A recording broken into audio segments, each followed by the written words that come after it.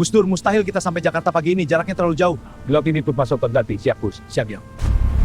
Assalamualaikum warahmatullahi wabarakatuh.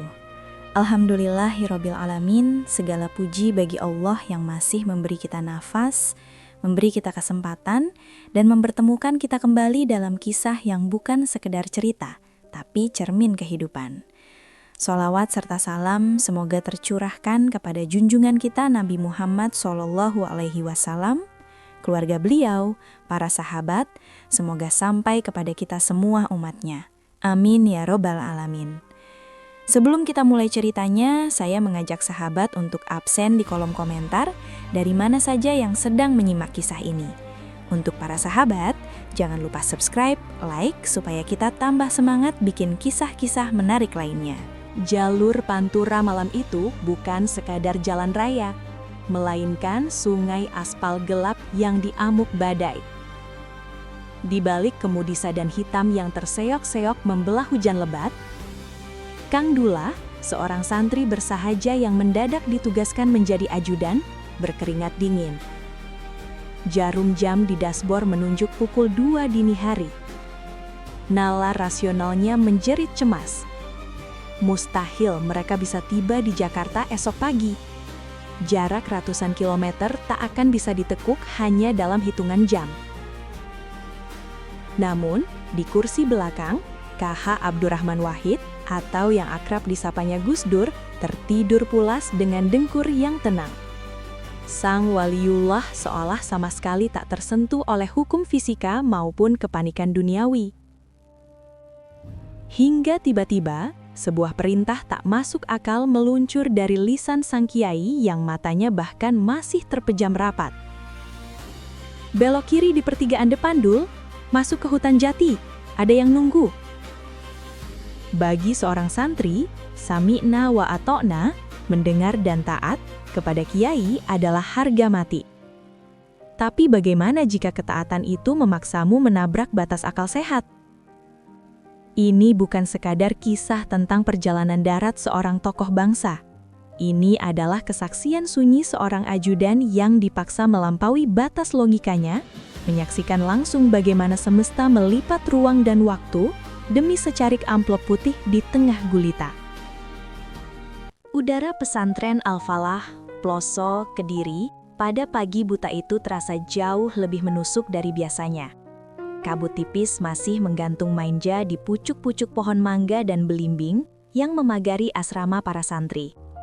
Di kejauhan, sayup-sayup terdengar gemuruh pelan dari ribuan santri yang sedang menderas hafalan kitab kuning, melantunkan bait-bait Alfiyah Ibnu Malik, dan mendaras ayat suci Al-Quran yang saling bersahutan. Suara-suara itu menciptakan simfoni spiritual yang tak pernah terputus sejak usai jamaah sholat subuh. Bagi Kang Dullah, ritme pagi ini adalah nafas hidupnya. Sebagai salah satu santri senior yang sudah menghabiskan lebih dari 12 tahun mengabdi di pesantren, ia dipercaya memegang kendali penuh atas urusan logistik dan dapur dalam. Tangannya yang kapalan begitu luas meracik hidangan, memastikan setiap tamu kehormatan pesantren dilayani dengan sempurna. Pagi itu, ia baru saja selesai menyeduh secangkir kopi robusta pekat kesukaan sang kiai pengasuh. Takaran gulanya harus pas, panas airnya pun harus diangkat sesaat sebelum mendidih sempurna, agar aroma biji kopinya tidak mati dan rasanya presisi. Dullah sedang sibuk menata tumpukan kayu bakar yang mulai lembab, ketika seorang khodam muda berlari kecil menghampirinya dengan napas terengah-engah.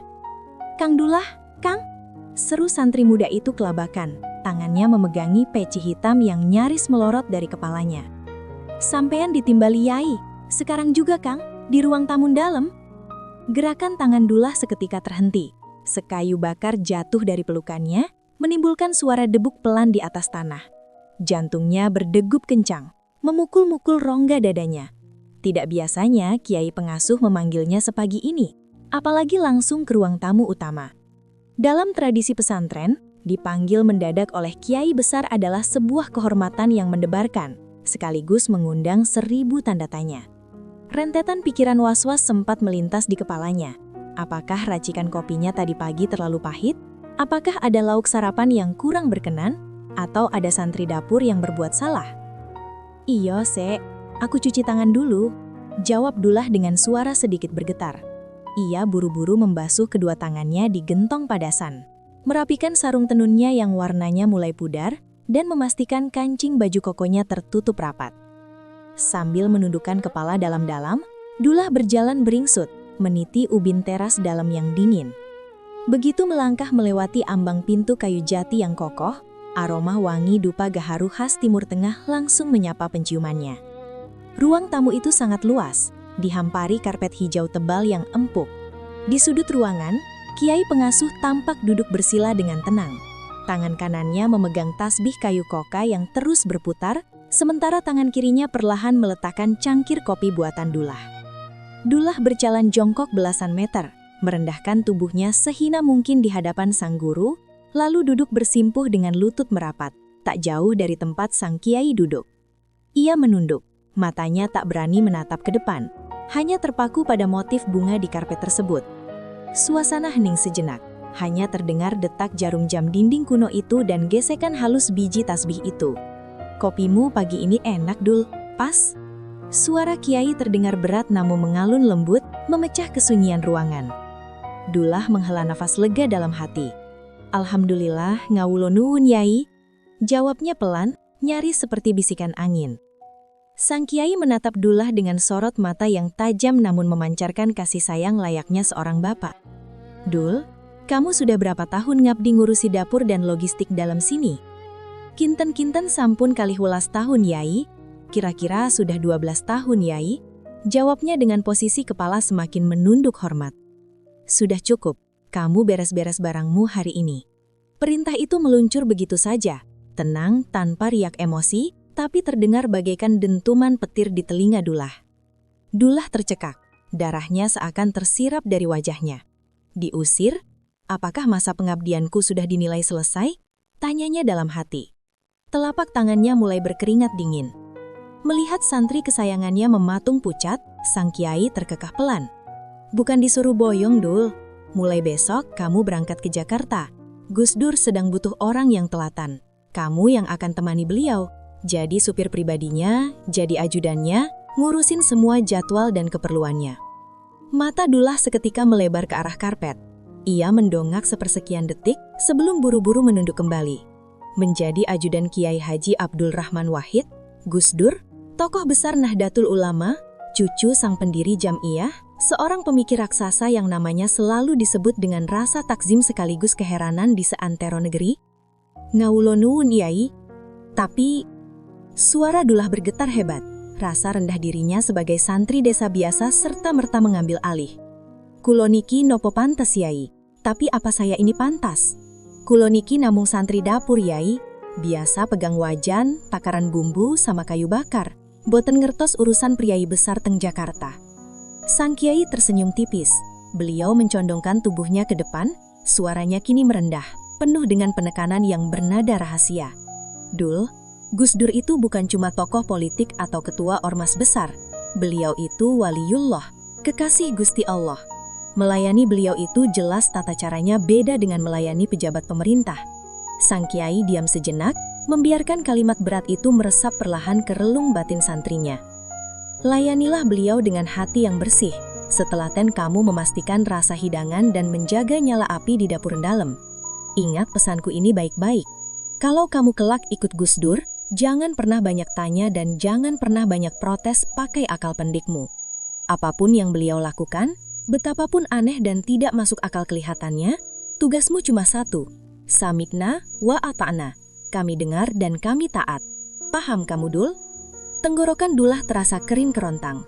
Nasihat itu meluncur lurus menghunjam sanubarinya, seketika mengunci segala keraguan yang sempat membuncah. Ia sadar, menjadi pelayan seorang waliullah berarti harus rela melepaskan jubah ego dan menanggalkan logika manusianya. Nggih yai, sendiko dawuh. Baik yai, saya laksanakan titah Anda. Jawab Dullah dengan kedua mata yang mulai berkaca-kaca. Pagi itu, di atas karpet hijau ruang tamu dalam, Kang Dullah telah menandatangani sebuah sumpah spiritual yang tak kasat mata. Sebuah perjanjian batin yang akan membawanya keluar dari asap dapur pesantren, melintasi batas-batas nalar manusia dan menjadikannya saksi hidup atas teka-teki langit yang dititipkan pada diri seorang Kiai Haji Abdul Rahman Wahid. Transisi dari sejuknya udara pesantren Ploso ke teriknya aspal Jakarta terasa seperti melompat dari kolam air tenang ke dalam kuali yang sedang mendidih. Pada minggu-minggu pertamanya, Kang Dullah merasa seperti gasing yang diputar paksa tanpa henti. Jika di pesantren hidupnya diatur oleh azan, jadwal mengaji, dan jam menanak nasi, di Ciganjur, kediaman Kiai Haji Abdurrahman Wahid, waktu seolah kehilangan wujud aslinya. Dullah menyadari satu hal dengan sangat cepat. Menjadi ajudan sekaligus supir Gus Dur membutuhkan stamina kuda dan kesabaran seluas samudra. Kiai nyantrik ini tak pernah punya jadwal yang bisa ditebak oleh nalar manusia biasa. Buku agenda tebal yang Dullah bawa kemana-mana seringkali berakhir hanya sebagai pajangan. Pernah suatu pagi, Gus Dur harus menerima kunjungan resmi Duta Besar Negara Eropa di kantor PBNU. Protokoler sudah disiapkan. Dullah pun sudah menyetrika kemeja batik terbaik kiainya. Gus Dur berbincang dalam bahasa Inggris yang fasih, mendiskusikan geopolitik dunia dan hak asasi manusia dengan wibawa seorang negarawan kelas Wahid.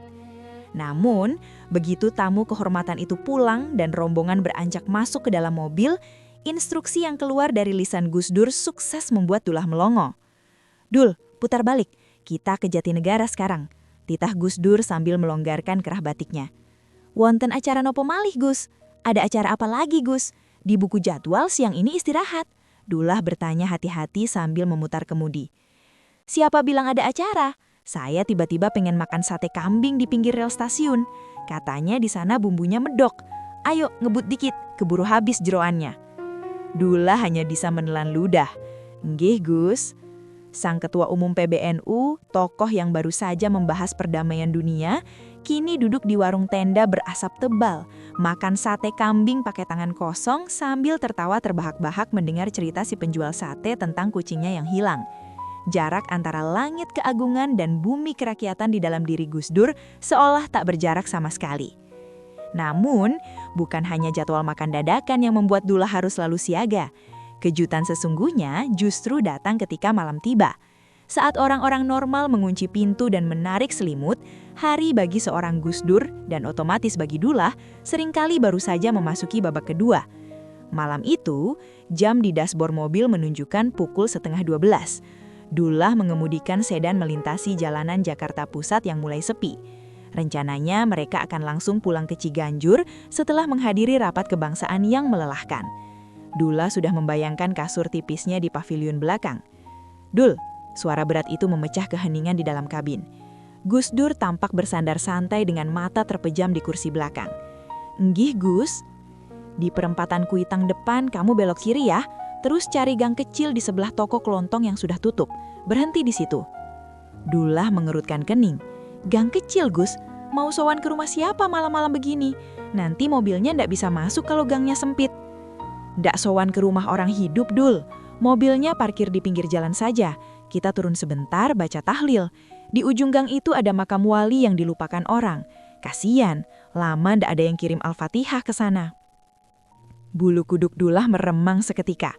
Kota sebesar dan sepadat Jakarta, penuh dengan beton dan aspal, dari mana Gus Dur, yang penglihatannya pun sangat terbatas, bisa tahu ada makam wali di ujung gang sempit yang gelap gulita? Dullah tak berani membantah. Nasihat kiainya di pelosok kembali terngiang. "Jangan banyak protes pakai akal pendekmu." Benar saja, ketika Dullah memarkir mobil dan menuntun Gus Dur berjalan kaki menembus gang sempit di antara himpitan rumah warga yang padat, mereka menemukan sebidang tanah kecil yang tak terurus, terselip di antara dinding-dinding beton. Di sana, tertutup rumput liar, terdapat sebuah nisan batu tua yang nyaris tak berbentuk. Gus Dur duduk bersila di atas tanah berdebu itu, memerintahkan Dullah melakukan hal yang sama. Malam itu, di tengah bisingnya deru knalpot motor yang sesekali lewat di jalan raya, Dullah khusyuk mengamini lantunan tahlil kiainya. Suara Gus Dur mengalun lirih namun bergetar, seolah sedang menyapa seorang kawan lama yang telah berabad-abad tak berjumpa. Disitulah, di atas aspal ibu kota yang keras, akal logika Dullah pelan-pelan mulai rontok. Mobil sedan yang ia kemudikan bukan sekedar kendaraan operasional, melainkan sebuah pesantren berjalan. Dan ia bukan sekedar seorang supir, melainkan seorang murid yang sedang diajari bahwa dunia ini memiliki berlapis-lapis dimensi dan kiainya memegang kunci untuk membuka salah satu pintunya. Bulan berganti bulan, Dullah perlahan mulai menemukan ritme di tengah pusaran jadwal kiainya yang seolah tak mengenal konsep waktu. Namun, sehebat apapun ia beradaptasi di Jakarta, jadwal kunjungan ke Jawa Timur, basis utama kaum Nahdliyin, selalu menjadi ujian fisik dan mental di level yang sama sekali berbeda. Bagi masyarakat akar rumput, kehadiran cucu Hadratus Syekh Hashim Asy'ari ini bukan sekadar kunjungan tokoh nasional, melainkan turunnya sebuah oase spiritual. Kemanapun ban mobil sedan hitam itu menggelinding, ribuan orang akan berkerumun, berebut sekadar untuk mencium punggung tangan beliau atau meminta air doa, suwu. Hari itu adalah hari ketiga dari rangkaian maraton tur Jawa Timur. Rutenya benar-benar menguras tenaga. Dimulai dari ziarah ke makam leluhur di Jombang pada pagi buta, dilanjutkan sowan ke beberapa pondok pesantren tua di Pasuruan, hingga menembus kemacetan menuju sebuah desa terpencil di perbatasan Jawa Timur dan Jawa Tengah untuk menghadiri pengajian akbar. Dullah mengoleskan minyak kayu putih ke pelipis dan lehernya untuk kesekian kali. Di luar, langit malam tampak pekat menggantung. Hujan rintik-rintik yang turun sejak sore kini mulai menderas, mengubah lapangan desa tempat pengajian berlangsung menjadi kubangan lumpur. Meski begitu, antusiasme puluhan ribu jamaah yang duduk beralaskan terpal plastik tak surut sedikit pun. Mereka bertahan di bawah guyuran hujan dan payung-payung seadanya, menyimak orasi kebangsaan dan guyonan khas Gus Dur yang diselingi salawat. Di bangku kemudi, Gus Dur meneguk sisa kopi hitamnya yang sudah dingin. Matanya merah dan perih. Tulang punggungnya terasa kaku setelah belasan jam berada di balik setir. Jarum jam di dashboard mobil sudah menunjuk angka 01.30 dini hari. Tak lama kemudian, barisan anggota Banser berseragam loreng tampak membuka jalan membelah lautan manusia. Di tengah kepungan panitia dan warga, Gus Dur berjalan tertatih dibimbing dua orang ajudan lokal di bawah payung besar yang tak mampu sepenuhnya menahan tempias badai. Dullah buru-buru melompat keluar, membukakan pintu belakang dan memayungi kiainya agar bisa masuk dengan aman. Begitu pintu tertutup, suara bising ribuan jamaah dan gemuruh hujan dari luar mendadak teredam. Udara kabin terasa hangat. Gus Dur menghela nafas panjang, mengusap wajahnya yang sedikit terpercik air hujan, lalu menyandarkan punggungnya yang kelelahan. "Gus, niki pun dalu sangat, udan badai pisan." "Gus, ini sudah larut malam sekali, hujan badai pula." Dullah membuka suara. Nadanya penuh kehati-hatian namun menyeratkan permohonan. "Nopo mboten sare mriki kemawon. Kula wau dikabari panitia, sampun disiapaken kamar teng dalem kiai mriki. Apa tidak tidur di sini saja? Saya tadi dikabari panitia, sudah disiapkan kamar di rumah kiai sini." Gus Dur membenarkan letak pecinya, matanya terpejam. "Gak bisa, Dul. Besok pagi jam 8 pas saya ada janji penting. Tamu dari kedutaan mau datang ke Ciganjur. Harus pulang sekarang." Dullah tercekat. Jantungnya serasa mencelos. Nalar sopirnya otomatis menghitung jarak dan waktu. Posisi mereka saat ini berada di pelosok desa Antah Berantah yang jauh dari jalan utama Pantua. Dari titik ini menuju Jakarta, dalam kondisi cuaca cerah dan jalanan sepi pun, membutuhkan waktu paling cepat 12 hingga 13 jam tanpa henti. Jika berangkat jam 1:30 pagi di tengah badai seperti ini, secara matematis mustahil mereka bisa tiba di Ciganjur sebelum jam 8 pagi. "Ngawulo nuwun Gus, tapi niki mustahil dugi jam 8 esuk. Tapi ini mustahil sampai jam 8 pagi. Cicit Dullah, nadanya hampir tenggelam oleh derau hujan yang menghantam atap mobil. Dalannya lunyu, pandangan terbatas. Jalannya licin, pandangan terbatas. Paling cepat dugi Jakarta niku nggih mangke siang atau sore. Paling cepat sampai Jakarta ya nanti siang atau sore. Sudah, bismillah saja. Nyalakan mesinnya. Sing penting jalan dulu. Pelan-pelan asal selamat." Potong Gus Dur tenang, lalu menutupi sebagian tubuhnya dengan jaket Banser yang kebesaran. "Saya mau merem sebentar. Kalau ada apa-apa, bangunin." Belum sempat Dullah merangkai argumen balasan, dengkur halus nan ritmis sudah terdengar dari kursi belakang. Kiai nyentrik itu telah tertidur pulas, meninggalkan ajudannya dalam pusaran kepanikan rasional. Dullah memijat pangkal hidungnya. Pesan kiai penggasuh di pelosok kembali menggedor-gedor batinnya. Jangan pernah banyak protes pakai akal pendekmu. Dengan tarikan nafas berat dan doa safar yang dirapal berulang-ulang, Dullah memutar kunci kontak. Mesin sedan menderu pelan. Lampu utama menyorot tajam, membelah tirai hujan yang kian mengamuk.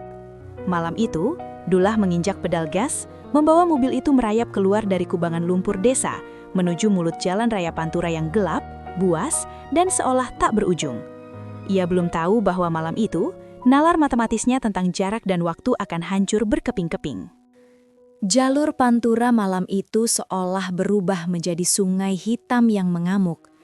Hujan turun bukan lagi sekadar rintik atau deras biasa, melainkan seperti tirai air tebal yang ditumpahkan begitu saja dari langit pesisir utara Jawa.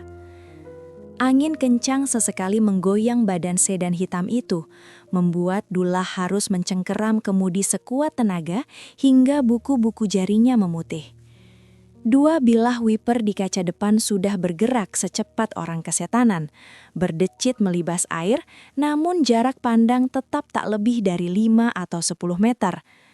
Lampu kuning mobil hanya mampu menembus pekatnya malam dengan sia-sia. Tidak ada kendaraan lain yang berani melintas. Bus-bus malam antar provinsi dan truk-truk logistik berbadan gajah pun memilih menepi di warung-warung remang pinggir jalan, menyerah pada amuk cuaca. Hanya mobil Gus Dur yang terus melaju, membelah badai layaknya perahu kertas mungil di tengah samudra. Dullah memicingkan matanya yang mulai terasa pedih. Di dalam kabin yang dingin, keheningan terasa begitu pekat, hanya diisi oleh harmoni suara hujan yang menghantam atap seng mobil dan dengkuran teratur Gus Dur di kursi belakang. Jarum jam di dashboard kini merayap perlahan, menunjuk angka 2/4. Otak Dullah yang kelelahan tanpa sadar terus melakukan perhitungan matematis. Kecepatan cuma bisa 40 km per jam. Lewat alas roban pasti tambah pelan. Kalau terus begini, paling cepat sampai gerbang tol Jakarta jam 2 siang. Acara tamu kedutaan jam 8 pagi pasti berantakan. Rasa cemas mulai menggerogoti perutnya. Ia merasa gagal menjalankan tugasnya sebagai ajudan yang seharusnya memastikan jadwal kiainya tepat waktu. Di tengah kalut pikirannya, Dullah melihat pendar samar dari sebuah papan penunjuk jalan berwarna hijau yang sudah berkarat menandakan ada pertigaan di depan. Lurus untuk terus meniti aspal mulus Pantura menuju barat, menuju Jakarta. Sementara jalan ke kiri adalah akses sempit menuju perbukitan dan deretan alas jati yang memisahkan kabupaten. Tepat saat mobil mendekati pertigaan itu, suara berat dan parau yang sangat familiar memecah kesunyian kabin. Dullah terkesiap. Ia refleks menginjak pedal rem sedikit, lalu melirik cepat ke kaca spion tengah. Di belakang sana, Gus Dur masih bersandar dalam posisi yang sama persis sejak mereka berangkat. Matanya terpejam rapat di balik kacamata tebalnya. Nafasnya teratur. "Nggih Gus, wonten nopo?" "Ya Gus, ada apa?" sahut Dullah pelan, ragu apakah kiainya sungguh-sungguh bangun atau sekedar mengigau. "Di pertigaan depan ini, kamu belok kiri lah, jangan lurus." Perintah itu diucapkan begitu datar dan santai, seolah Gus Dur sedang menunjuk kedai kopi di pinggir jalan pada siang bolong. Namun bagi Dullah kalimat itu tak ubahnya petir yang menyambar tepat di atas ubun-ubunnya. "Gus, ngapunten sangit. Gus, mohon maaf sekali." Dullah memberanikan diri membantah, suaranya terdengar memelas. "Ini pertigaan Melebet Alas, Gus. Jalannya ke selatan, bukan ke barat arah Jakarta. Gelap gulita, aspalnya rusak. Nanti kita putar baliknya jauh sekali, malah makin telat sampai Ciganjur." Logika Dullah berontak keras. Belok kiri di tengah cuaca seperti ini sama saja bunuh diri. Bagaimana kalau ban selip di jalan lumpur? Bagaimana kalau mesin mati di tengah hutan tanpa ada satupun rumah penduduk? Namun di kursi belakang, Gus Dur tak bergeming. Beliau bahkan tidak membuka matanya. "Sudah, belok kiri saja, Dul. Kasihan, ada yang nunggu." "Ada yang nunggu?" Mata Dullah membelalak. Akal sehatnya nyaris meledak mencari secercah rasionalitas dari kalimat itu. Siapa orang gila yang menunggu di tengah hutan jati berlumpur pada jam 2 pagi saat badai sedang mengambuk? Apakah Gus Dur punya jadwal rahasia menemui Kiai Hos yang menyepi di gunung? Tapi dari mana beliau tahu tempat ini?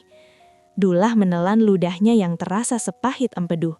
Tangan kirinya ragu-ragu meraih tuas lampu sein.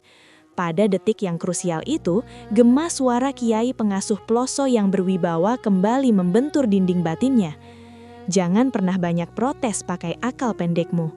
Apapun yang beliau lakukan, betapapun aneh dan tidak masuk akal kelihatannya, tugasmu cuma satu, sami'na wa ato'na, kami dengar dan kami taat.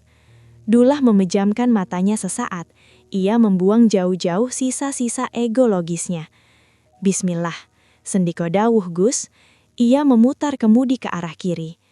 Mobil sedan hitam itu meninggalkan aspal mulus Pantura yang seharusnya menjadi jalur logis mereka menuju ibu kota.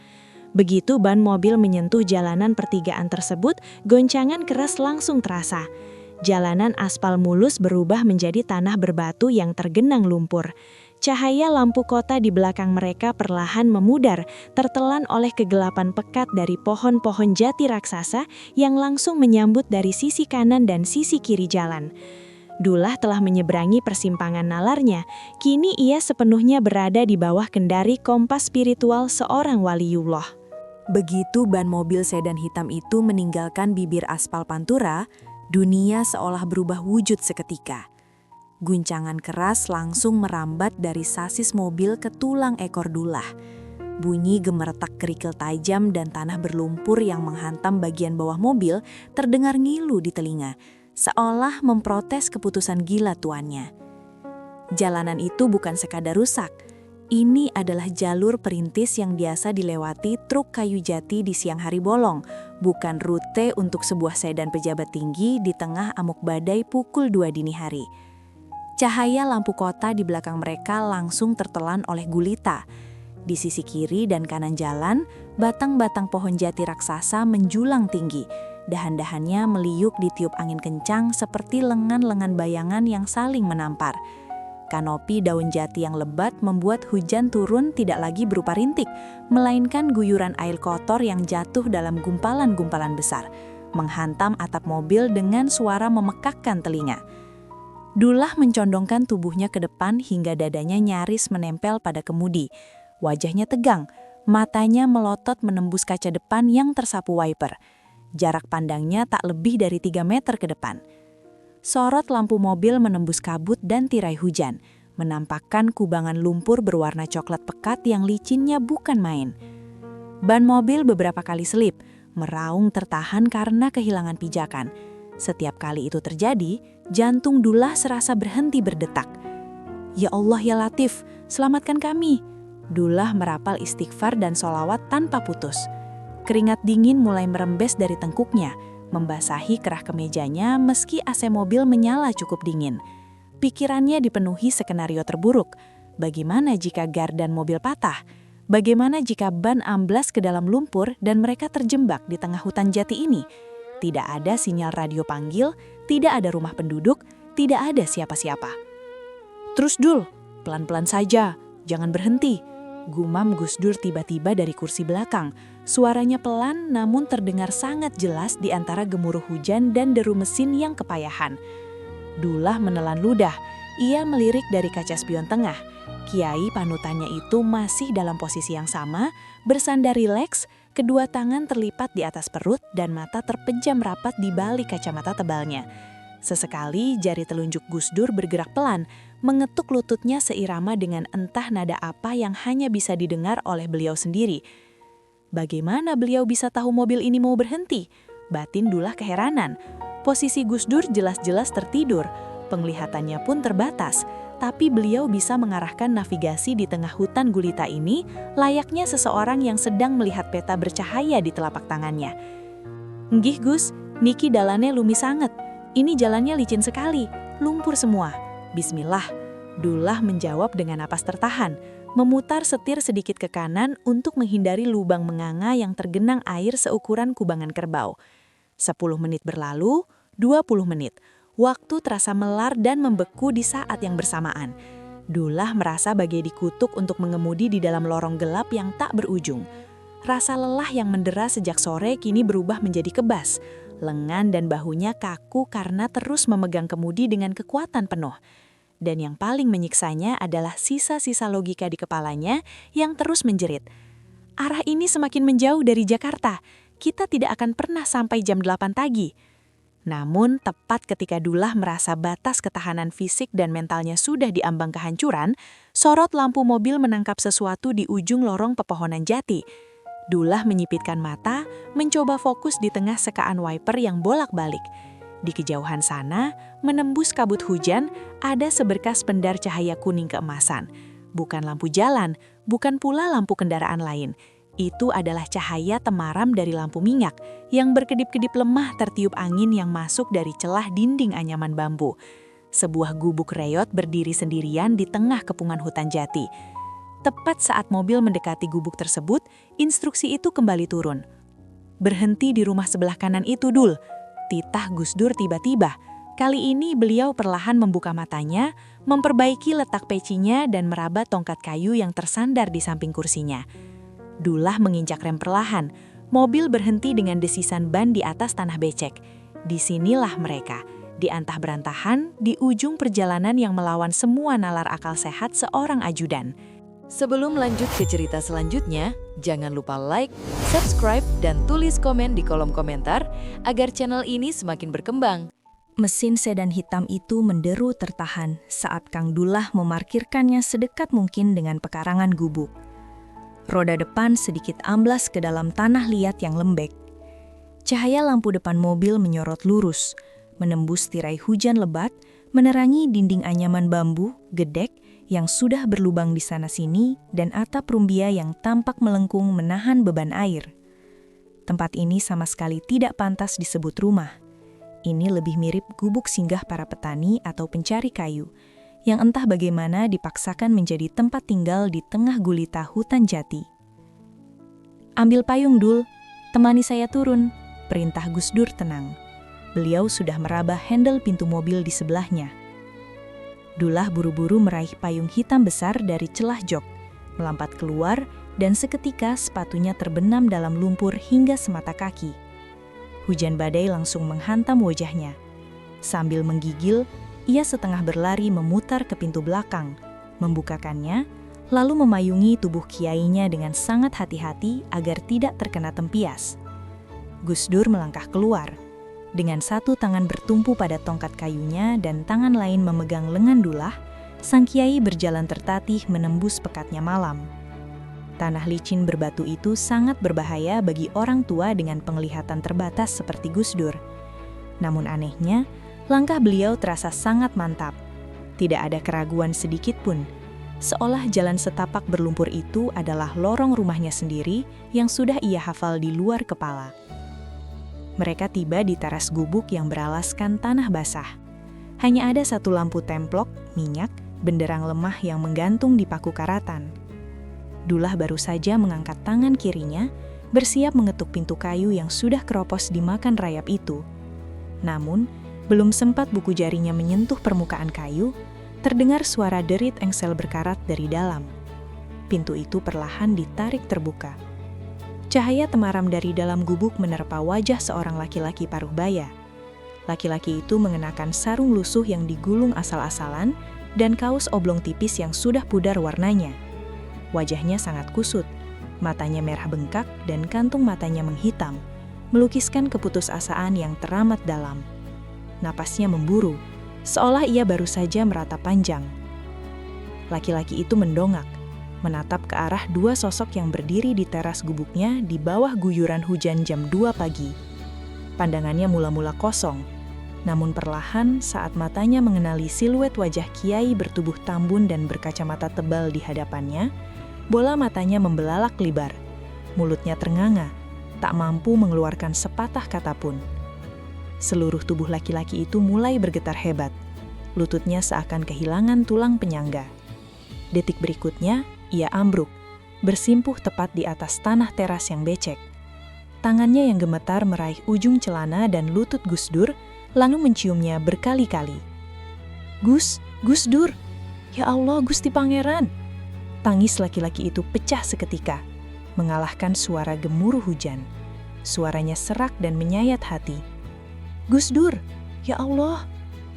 Gus Dur tidak terkejut sama sekali. Wajahnya memancarkan keteduhan yang luar biasa. Beliau menunduk sedikit. tangan kirinya menepuk-nepuk lembut bahu bapak tua yang sedang menangis meraung-raung di kakinya itu. Wes, boten usah nangis terus. Sudah, tidak usah nangis terus, ucap Gus Dur dengan nada suaranya yang khas, lembut namun penuh wibawa, seperti seorang ayah yang sedang menenangkan anaknya. Gus Dur lalu merogoh saku dalam jas banser kedodoran yang dikenakannya sejak berangkat ladi. Dullah yang berdiri mematung memegang payung, menahan napas. Dari dalam saku itu, Gus Dur mengeluarkan sebuah amplop putih tebal yang sudah agak lecek karena terlipat. Tanpa basa-basi, tanpa bertanya siapa nama bapak itu atau apa masalahnya, Gus Dur menyodorkan amplop tersebut. Ini dipakai buat bayar tebusan anakmu besok pagi. Jangan bingung lagi, uangnya insya Allah pas. Dauh Gus Dur seraya menyelipkan amplop tebal itu ke tangan sang bapak yang masih gemetar. Anakmu iku insya Allah sembuh, sing sabar, saya doakan dari sini. Mendengar kalimat itu, bapak tersebut semakin histeris. Kepalanya nyaris menyentuh tanah berlumpur itu. Alhamdulillah, ya Allah, alhamdulillah. Matur nuwun sangat Gus, matur nuwun. Isaknya terputus-putus, air matanya bercampur dengan lumpur di wajahnya. Ia mendekap amplop itu di dadanya, seolah itu adalah nyawa anaknya sendiri. Bulu kuduk Dullah mereman sejadi-jadinya. Aliran darahnya seakan membeku. Jantungnya berdegup begitu kencang hingga telinganya berdenging. Otaknya yang logis mengalami korsleting hebat. Dari mana Gus Dur tahu bapak ini sedang butuh uang untuk biaya rumah sakit? Dari mana beliau tahu bahwa anak bapak ini sedang terbaring kritis menunggu dilunasi administrasinya besok pagi? Lebih gila lagi, Dullah adalah orang yang merapikan seluruh barang bawaan kiainya. Ia yang menyiapkan kemeja, sarung, hingga jas banser yang dipakai Gus Dur malam ini. Ia sumpah mati tahu persis bahwa jas itu kosong saat mereka berangkat dari tempat pengajian. Tidak ada amplop tebal di sana. Kapan kiainya menyiapkan uang sebanyak itu? Gus Dur menatap bapak itu sejenak, tersenyum simpul, lalu mengangguk pelan. Sudah ya, saya pamit dulu. Mau ngejar waktu ke Jakarta. Dijaga anaknya. Assalamualaikum. Waalaikumsalam warahmatullah. Hati-hati Gus. Jawab bapak itu masih dalam posisi bersimpuh, menatap kepergian kiai penolongnya dengan pandangan nanar penuh puja-puji syukur. Gus Dur berbalik dengan tenang, memberi isyarat lewat sentuhan di lengan Dullah untuk memutar payungnya kembali ke mobil. Dullah berjalan seperti robot bermesin rusak, langkahnya gontai, payung di tangannya nyaris miring. Pikirannya melayang jauh melampaui hutan jati dan hujan badai malam itu. Malam ini, ia tidak sedang mengantar seorang kiai, ia sedang mengantar rahmat Tuhan yang berjalan di muka bumi. Bunyi bantingan pintu mobil terdengar lebih keras dari biasanya. Begitu Dullah duduk kembali di balik kemudi, hawa dingin dari AC mobil langsung menusuk pori-porinya yang masih basah oleh tempias badai. Namun, dingin itu tak sebanding dengan rasa menggigil yang merambat dari tengkuk hingga ke tulang punggungnya. Di sebelahnya, Dullah meletakkan payung yang berlumuran titik-titik air. Ia menoleh ke belakang melalui bahu kirinya. Gus Dur sedang mengatur posisi duduknya, mengusap wajahnya yang sedikit terkena percikan hujan dengan sapu tangan kain, lalu memejamkan mata dan bersandar kembali.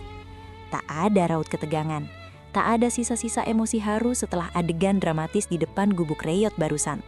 Sang waliullah tampak tenang, setenang permukaan telaga di pagi hari. Ayo Dul, jalan lagi, balik ke jalan besar ya, titah Gus Dur pelan, sebelum tarikan nafasnya kembali teratur menyeratkan beliau bersiap untuk tidur. Tangan Dullah masih bergetar saat ia memutar kunci kontak. Mobil sedan itu meraung pelan, memutar balik di atas tanah pekarangan yang becek, lalu kembali menelan gelapnya lorong hutan jati. Sorot lampu membelah tirai hujan yang perlahan mulai meredah, menyisakan rintik-rintik tebal dan kabut tipis yang mengambang di atas tanah. Perjalanan keluar dari hutan itu terasa jauh lebih hening. Tidak ada lagi kepanikan di dada Dullah karena takut mobil amblas atau tersesat. Ketakutan fisiknya telah menguap, digantikan oleh rasa takjub yang melumpuhkan seluruh akal sehatnya. Mata Dullah menatap lurus ke depan, tapi pikirannya tertinggal di depan pintu lapuk gubuk tadi. Pertanyaan-pertanyaan logis berdengung di kepalanya layaknya kawanan lebah yang sarangnya baru saja ditimpuk batu. Bagaimana bisa? Pertama, bagaimana Gus Dur tahu persis letak gubuk itu? Menemukan satu gubuk tanpa penerangan di tengah belantara Jati pada malam badai tanpa papan petunjuk adalah kemustahilan telak. Bahkan, warga lokal pun belum tentu berani masuk ke area ini jam 2 pagi. Kedua, dari mana Gus Dur tahu jeritan batin bapak berwajah kusut tadi? Tanpa percakapan pendahuluan, tanpa ada perkenalan, kiainya langsung menembak tepat ke jantung masalah. Biaya tebusan rumah sakit untuk anak yang sedang kritis esok pagi. Dan yang ketiga, Dullah meremastir kemudi hingga buku jarinya memutih. Amplop itu, air mata Dullah menitik tanpa komando. Sebagai santri yang melayani kebutuhan pribadi Gus Dur dari ujung rambut sampai ujung kaki, Dullah tahu betul setiap isi satu pakaian kiainya. Sore tadi, usai mandi di rumah panitia pengajian, Dullah sendiri yang menyetrika jas banser kedodoran itu. Ia yang menggantungkannya di jok mobil. Ia berani bersumpah atas nama Tuhan. Saku dalam jas itu rata, tipis, dan kosong. Tidak ada uang tunai berjuta-juta dalam balutan amplop putih tebal di sana. Lalu, dari mana uang itu berasal? Apakah malaikat menitipkannya sesaat sebelum mereka berbelok di pertigaan? Ataukah udara malam yang disedot kiainya mewujud menjadi lembaran-lembaran rupiah? Isak tangis tertahan keluar dari kerongkongan Dullah. Bahunya terguncang pelan. Di dalam kabin sedan yang temaram itu, di antara ritme sekaan wiper dan dengkuran halus Gus Dur, Dullah merasa sangat kecil dan bodoh. Selama ini ia merasa telah melayani kiainya dengan baik, mengurus jadwalnya dengan rapi, mengatur rute perjalanannya dengan presisi matematis. Tapi malam ini, ia ditampar oleh kenyataan bahwa yang ia urus bukanlah manusia dengan batasan ruang dan waktu yang normal. Ini adalah kasyaf, ketersingkapan takdir gaib.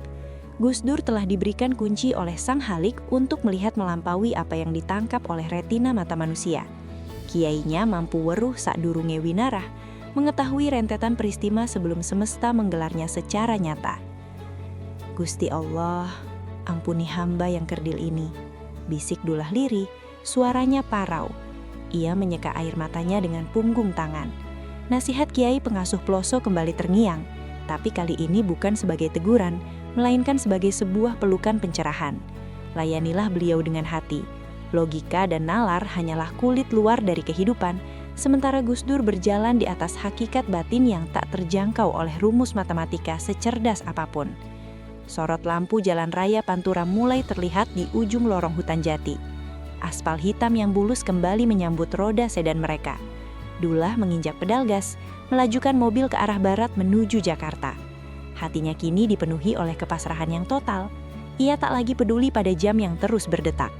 Ia tak peduli jika tamu kedutaan esok pagi harus menunggu. Bersama Gus Dur, ia yakin tak ada satupun urusan yang akan terlambat, walau akal sehatnya berteriak berbalikan. Mobil sedan hitam itu kembali memacu kecepatan sedang di atas aspal basah jalur Pantura. Hujan badai telah meredah, menyisakan gerimis tipis yang sesekali tersapu wiper dan kabut yang menggantung rendah di atas jalanan. Di dalam kabin, Dullah menghela napas panjang. Ia melirik jam digital benderang hijau di dashboard mobil. Angka di sana menunjukkan pukul 3.15 pagi.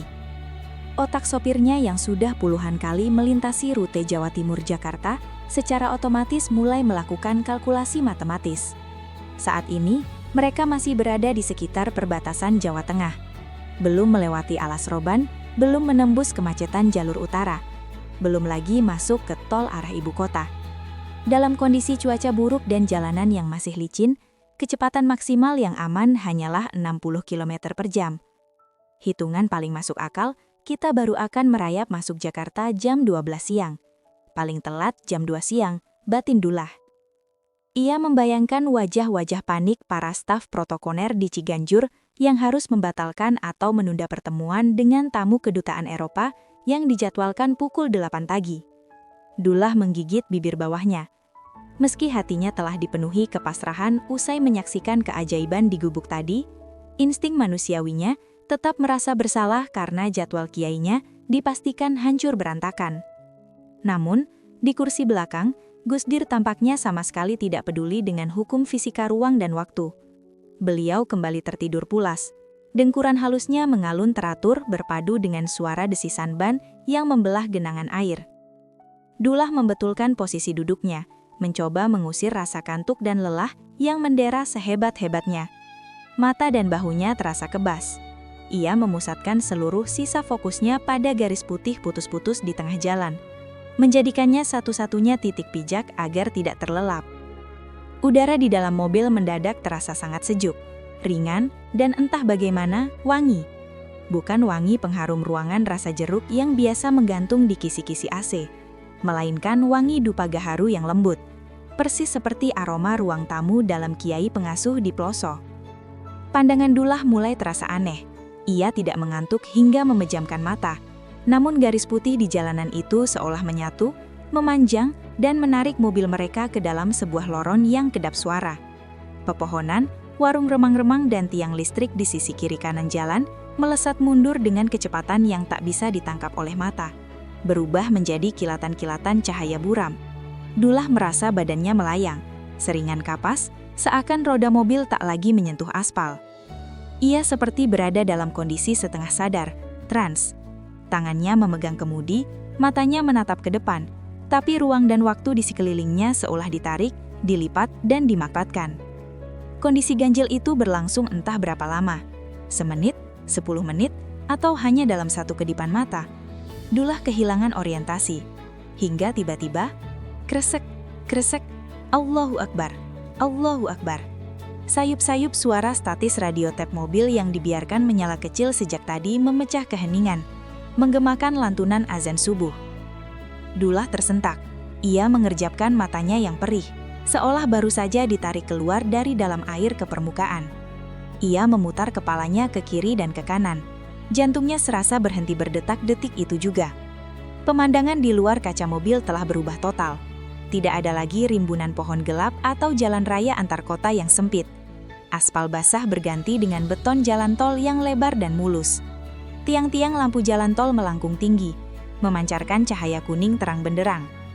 Di kejauhan, siluet gedung-gedung bertingkat pencakar langit Jakarta menjulang membelah ufuk timur yang mulai menyemburatkan warna biru dalam kemerahan.